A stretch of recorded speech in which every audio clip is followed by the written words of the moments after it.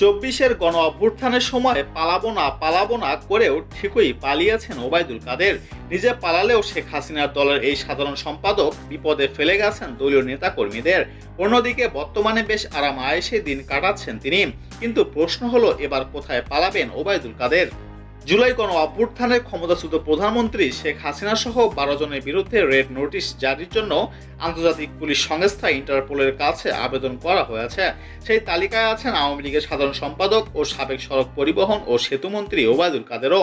ইন্টারপোলের red alert বা red notice হচ্ছে এমন একটি আন্তর্জাতিক সতর্কবার্তা যার মাধ্যমে কোনো দেশে আন্তর্জাতিক অপরাধে অভিযুক্ত বা পলাতক আসামিদের বিশ্বের অন্যান্য দেশে খুঁজে বের করার জন্য সহযোগিতা চায়। সদস্য রাষ্ট্রগুলো ওই ব্যক্তিকে খুঁজে বের করে আটক করে নিজ দেশে ফেরত পাঠাতে সাহায্য করে। এদিকে গণমাধ্যম সূত্রে বলছে, ওবায়দুল কাদের কলকাতার অভিজাত এলাকার রাজারহাট নিউ টাউনের একটি ফ্ল্যাটে স্ত্রীকে নিয়ে বর্তমানে বসবাস করছেন।